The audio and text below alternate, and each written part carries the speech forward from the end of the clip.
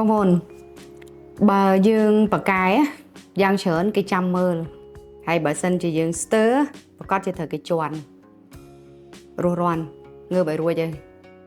ហើយត្រូវតែស្គាល់ខ្លួនឯងហើយដឹងសមត្ថភាពខ្លួនឯងបើស្ទើអីខ្វះអីទៅរៀនវាហើយប្រឹងធ្វើឲ្យចេញលទ្ធផលបច្ចុប្បន្នមិនខ្វល់ថាយើងធ្វើអីទេមិនខ្វល់ថាយើងជាអ្នកណាមិនខ្វល់ថាយើងរវល់ប៉ុណ្ណាទេប៉ុន្តែសំខាន់លទ្ធផលវាបង្ហាញពីសមត្ថភាពរបស់យើងរឿងនេះខ្ញុំចង់ទាញការចាប់អារម្មណ៍បងប្អូនទាំងអស់គ្នាពេលខ្លះយើងខំប្រឹងធ្វើការហើយយើងគិតថាអូប្រឹងប៉ុណ្ណឹងដែរគេមើលមិនឃើញខ្វល់ទៅអីខ្វល់នឹងគេមើលទៅអីសំខាន់តើយើងធ្វើនឹងដើម្បីអីយើងជាអ្នករៀនយើងរៀនដើម្បីចេះមែនទេ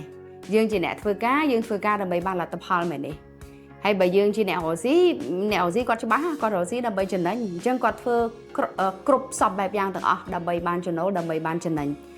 ទោះបីពេលខ្លះគាត់ត្រូវឈូសឆាយទោះបីពេលខ្លះគាត់ត្រូវផ្ដាច់ការពេលខ្លះគាត់ត្រូវធ្វើការសម្រាប់ចិត្តមួយដែលយើងមើលទៅវាមិនសមវាមិនតំណងបើពេលដែលយើងធ្វើជាតកាយវិញម្ដងយើងយល់អារម្មណ៍ហ្នឹងឯងអញ្ចឹងត្រឡប់មកវិញបច្ចុប្បន្នបច្ចេកវិទ្យាសម្បូរបែបឱកាសនៅក្នុងការរៀនសូត្រក៏ច្រើនឱកាសនៅក្នុងការសិក្សាស្រាវជ្រាវក៏ច្រើនហើយមានអ្នកដែលមានបទពិសោធន៍មានអ្នកដែលមានជំនាញមានអ្នកដែលអាចឲ្យយោបល់យើងបានក៏មានច្រើនដែរគាត់ថាបច្ចុប្បន្នយើងចង់ទៅសួរគេយើងត្រូវដឹងថាយើងសួរអីហើយយោបល់ដែលគេឲ្យមកនឹងយើងយកមកប្រើបែបម៉េចវាសុទ្ធតែជាគ្រឿងផ្សំសំខាន់យើងចង់យើងដឹងថាយើងស្លអីដែលខ្ញុំតែងតែនិយាយពេលខ្លះបើយើងស្លកកូគ្រឿងផ្សំវាមានសពគ្រប់ទាំងអស់ហើយវាមាន7ទុំនៅនឹងដែរដូចមិនចាំបាច់ប្រើ7ទុំទេវាអត់ត្រូវថែម7ទុំខូចកកូមួយឆ្នាំហ្នឹងហ្មងចាហើយរឿងខ្លះយើងអាចនឹងសិក្សាស្វែងយល់ខ្លួនឯងមនុស្សខ្លះគេឲ្យតម្លៃយើងនៅពេលដែលយើងទៅសួរគេប៉ុន្តែពេលខ្លះគេហៅថាមើលស្រាលយើងហ្មងណានៅពេលដែលយើងចាប់ដើមសួរគេគឺយើងអន់ហ្មងតែនិយាយធ្ងន់ជាងហ្នឹងទៀតយើងវាថោកហ្មង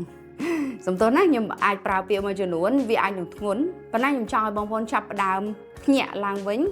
ហើយមើលមកខ្លួនឯងហើយដឹងតែខ្លួនឯងត្រូវធ្វើអី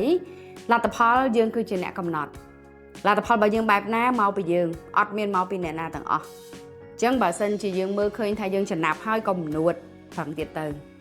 បើសិនជាយើងនៅស្ទើរកុំអន់ចិត្តនៅពេលដែលគេលុតនៅពេលដែលគេដំនៅពេលដែលគេស្ដីឲ្យអរគុណគេទៅព្រោះពេលខ្លះនៅពេលដែល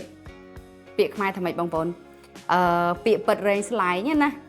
គេទៅសើឲ្យស្លាប់គេបង្អាប់ឲ្យរស់អញ្ចឹងរៀនស្ដាប់សម្ដីដែលគេជេរគេថាគេស្ដីឲ្យនៅខ្លះទៅហើយប្រឹងតទៅមុខទៀតទៅប្រឹងបានប៉ុណ្ណាមើលកម្លាំងខ្លួនឯងឯងដល់ពេលមួយដែលហត់សម្រាប់តិចទៅហើយងើបឡើងទៀតកុំនៅដេកដួលនៅនឹងរឿងមួយដែលបងប្អូនអាចធ្វើឲ្យខ្លួនឯងមានកម្លាំងចិត្តណាត្រឡប់ទៅមើលគោលដៅខ្លួនឯងគោលដៅខ្លួនឯងចង់បានអីចង់សម្រេចអីចង់ទៅដល់ណាគោលដៅក្នុងការសិក្សាចង់ចេះអីគោលដៅនៅក្នុងការងារចង់បានការងារប្រភេទណា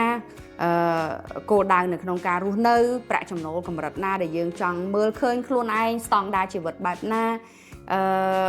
គេហៅថារបៀបនៅក្នុងការរស់នៅក្រុមគ្រួសារឬក៏អាជីវកម្មឬក៏ការចូលរួមក្នុងសង្គមបែបណា